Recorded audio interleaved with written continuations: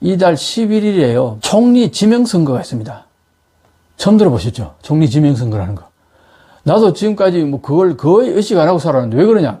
뭐 오랫동안 자민당이 뭐 과반수를 항상 넘기다 보니까 자민당 총재 이꼬르 총리니까 뭐 지명선거는 뭐 보나마나 다수당이 그냥 지명이 되니까 그냥 자민당 총재 이꼬르 자민당 총리 이렇게 이제 보니까 총리 지명선거라는 걸 자체 뭐 그렇게 의식할 필요도 없이 이제 지내왔는데 이번에는 이게 큰 이슈가 됐어요. 그걸 한번 이제 설명을 드리겠습니다. 어떤 맥락이냐 하니까 이게 이제 보시면은 여기에 의석수가 딱 나와 있는데 소수 여당의 연립 정권이 이게 자민당이 191석을 차지한 거죠. 그리고 국민당 24석 합해봐야 얼마입니까? 115석이네. 115석. 그러니까 이게 과반수에 한참 못 미치는 거 아닙니까? 여기가 이제 국민민주당이 28석이고 유신회 38석, 입헌민주당이 148석이고 그 다음 여기 뭐 보수당이라든가 참정당이라든가 공산당, 레이와 신생구미가 9, 사민당 1석, 여당계 무소속 6석, 야당계 무소속 6석 이렇게 이제 구성이 되어 있잖아요. 자, 여기서 이제 앞으로 어떻게 될 건가 시나리오를 한번 볼게요. 첫 번째 시나리오가 뭐냐면은 이 과반수 233석을 채우려면은 자민당과 공명당 합한 데다가 아까 여당계 무소속 의원이 6명이라고 그랬죠. 그걸 합하면 어떻게 돼? 221석이 됩니다. 몇 석이 모자랍니까? 12석이 모자라죠. 그래서 이제 야당 의원의 개별 낚시로 과반수 확보도 추진한다.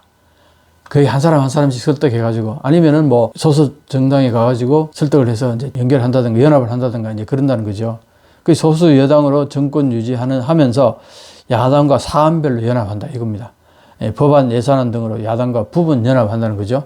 요게 이제 하나의 시나리오고 두 번째 시나리오는 그건 너무 피곤하겠죠. 그때마다 매번 야당과 타진해가지고 같이 하자. 이제 그러니까 이제 그것보다는 이제 이걸 자민 공명 연립의 확대 이걸 이제 노리는 거죠.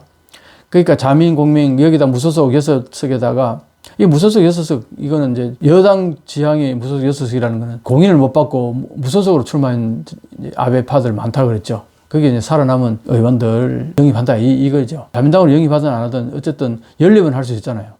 그러니까 그렇게 하고 거기에다가 국민민주당하고 같이 이제 연립을 하게 되면은 249석이 된다는 거죠. 이렇게 하거나 아니면은 유신의 회하고 연합을 한다. 그럼 259석이 됩니다. 이렇게 해서 이제 자민공명 연립을 확대해서 확대 연립 정권을 만드는 거. 요게 이제 두 번째 시나리오입니다. 근데 세 번째 시나리오도 뭐냐? 요거는 야당 전체가 뭉쳐가지고 정권 교체라는 겁니다. 자민당에서 정권 뺏어오는 거죠. 그러니까 야당은 보세요. 하나, 둘, 셋, 넷, 다섯, 여섯, 뭐 조그만 정당들이 이렇게 많잖아요. 이게 상당히 협의하기가 쉽지 않을 텐데 어쨌든 다 합쳐놓으면 238석이니까 다 합치면은 정권을 뺏어올 수 있다. 그래서 여당이 된다는 거 아닙니까? 만년 야당하다가 여당 할 수 있으면은 이게 메리트가 엄청나기 때문에 이 여당 프리미엄 때문에 이게 접착제가 될 수 있지 않겠느냐. 이렇게 이제 볼 수도 있는 거죠. 그래서 야당 연립 정권으로 교대되는 거, 이것도 하나의 가능성을 이제 보는 겁니다.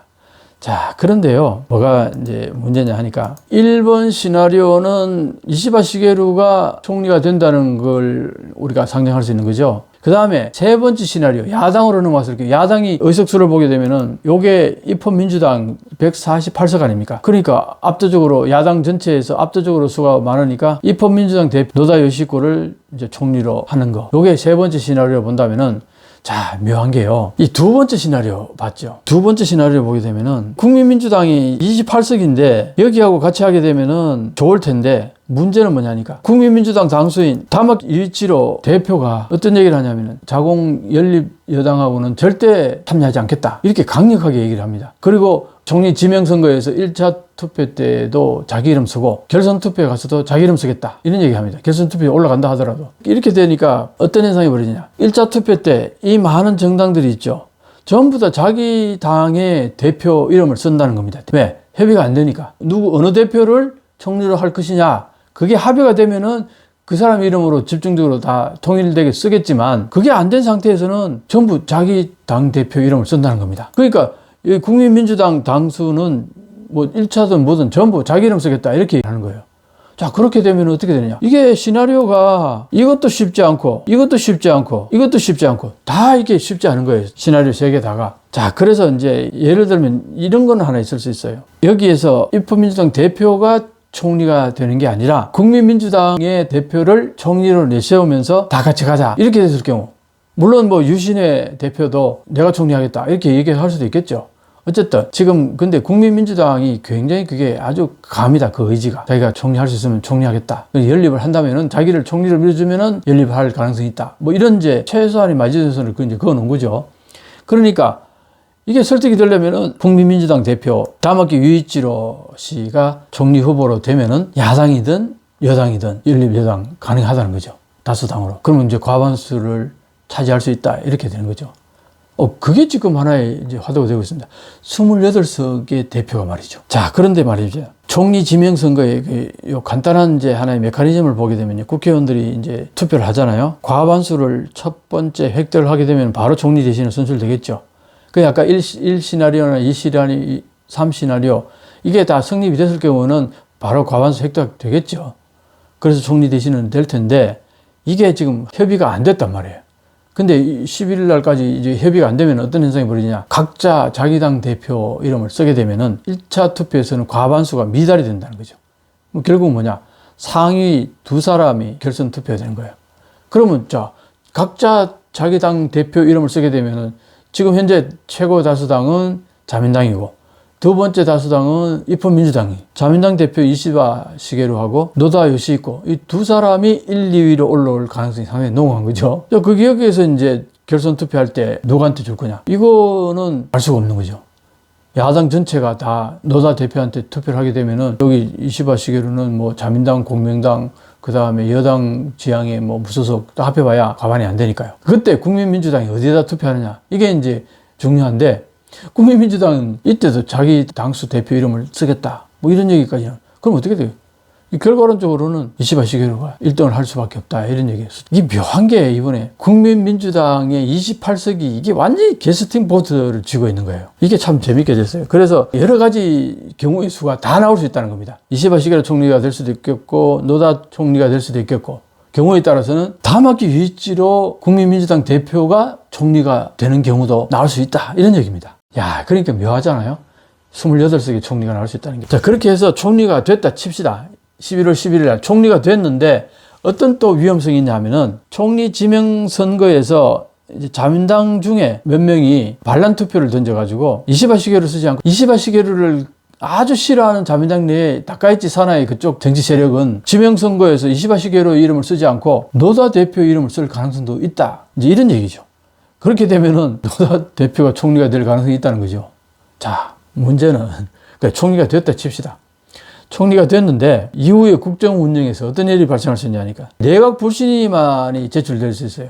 그래서 아까 이 시나리오 같이 명확하게 연립을 결선을 해가지고 그게 합의가 돼가지고 과반수를 차지하게 되면은 문제가 없는데 그게 안 되고 1시나리오 같이 사안별로 연합을 한다든가 이런 식으로 이제 됐을 경우에 이 여당도 다수가 아니고 야당도 다수가 아니고 이러니까 그게 총리가 누가 나왔다 하더라도 이 불신임안을 제출했을 경우에 불신임 될 가능성이 상당히 농후하다는 거죠. 그 불신임 받기 전에 그 총리가 총사직이라든가 뭐 해산 이렇게 할 수 있다는 거죠. 그렇게 되면 다시 또 총선을 하는 거 아닙니까? 야당 입장에서는 국회의원 됐는지 얼마 안 됐는지 또 선거를 치러야 된다. 뭐 그게 싫을 수도 있잖아요. 그러니까 이게 참 묘합니다. 어쨌든 불안정하다는 거예요. 앞으로 여러 가지로. 그래서 이것 때문에 국민민주당의 28석이 아주 묘하게 캐스팅 보트를 쥐고 있는 힘 있는 당이 된 거예요. 근데 다마키 유이치로 대표는 지금까지 강력하게 얘기하는 게 뭐냐. 자민당하고는 연립하지 않는다. 어디에도 속하지 않고 정당 유지하면서 그냥 가겠다. 이렇게 얘기하거든요. 그리고 내년 8월 참여연 선거에서 자당 의원수를 대폭 늘리겠다. 이번에도 해산하기 전에는 7석이었다가 4배 뻥튀기 했잖아요. 28석으로. 자, 그런데 그럼 이게 왜 그렇게 소위 말해서 뻣뻣하게 나갈 수 있느냐. 요거 한번 보세요. 이번에 연령별 비례 투표처가 어떻게 됐냐 보면은요. 18, 19세가 이 자민당이 제일 많고 2등이 어딥니까? 이게 국민민주당이에요. 의석수로 보게 되면은 야당이 입헌민주당이 148석이고 여기 28석밖에 안 되는데 비례 투표에서는 이 젊은 층의 지지도가 상당히 높은 거죠. 20대는 어떻습니까? 20대는 최고로 많아요. 30대까지도. 그러니까 이게 10대, 20대, 30대가 국민민주당이 상당히 인기가 있다는 거예요. 이 젊은 세대한테. 야, 여기에 이제 희망을 갖는 거예요. 국민민주당이. 이 국민민주당이 여기에다 희망을 갖기 때문에 당세를 계속 늘려나갈 수 있다. 거기에 대한 자신감이 있는 거예요. 그러니까 괜히 자민당에 연립 들어갔다가 그냥 거기서 한마디로 녹아 들어가 버리고 존재가 사라져 버리는 이런 우려에 대해서 상당히 경계한다는 겁니다. 그래서 방법은 그렇게 들어가서 그냥 숫자를 보태주면서 그냥 거기에 뭐 장관 몇 석 얻는 이 정도까지는 안 되겠다. 내가 총리가 된다면은 할 용의가 있다. 이거는 여당이든 야당이든 그게 가능하다. 이런 이제 맥락인 거예요. 야, 이게 이런 가능성이 전혀 없는 게 아니니까 한번 지켜볼 만하다는 거죠. 이번 11일 날은 안 된다 하더라도 다수당의 연립 내각이 성립되지 않는 경우에는 언제든지 내각 불신임안이 제출될 가능성이 많고 그게 통과될 가능성이 상당히 있단 말이에요. 그러니까 그걸 우려해가지고 국민민주당의 당수를 총리로 옹립해서 다수당을 형성하는 이런 시나리오가 충분히 가능하다. 야, 그래서 일본의 지금 현재 정치가 앞으로 어떻게 흘러갈까? 이게 너무나 변수가 많아서 상당히 흥미진진합니다. 지금까지 거의 변화가 없던 일본 정치에 있어서 상당히 변화가 이제 발생했는데 새로운 출발선이 될 것인지 아니면 혼란의 극치, 불안정의 극치 그렇게 해서 어떤 분석가들이 우려하는 대로 리더십이 불안해지고 그래서 이제 국가 개혁이라든가 이런 것들이 강력하게 추진되지 않음으로 인해서 경제가 침체되고 국가 능력이 자꾸 침하되면서 이리 국가로 전락할 가능성도 배제할 수 없다. 이제 이런 우려, 이게 일본의 미래로서 기다리고 있을지 상당히 이제 궁금하다는 거죠. 오늘은 이달 11일에 있을 총리 지명선거 결과가 어떻게 될 것인가. 이게 너무나 흥미진진하게 기다려볼 만한 재미있는 요소가 있어서 여러분들에게 소개해드렸고 또 일본 현재 정치 이해하는데 이 정치가 어느 정도 이해가 되면은 앞으로 일본의 경제가 어떻게 흘러갈 건가 그런 것들도 어느 정도 보이니까 엔저라든가 아니면 주식 가격이라든가 임금 인상이라든가 이런 것들이 여러 가지들이 앞으로 이 정권의 어떤 움직임에 따라 가지고 유동적일 테니까 그런 의미에서 오늘 여러 가지 분석들이 여러분들에게 좋은 정보가 됐으면 하는 마음입니다. 예, 감사합니다. 또 뵙겠습니다.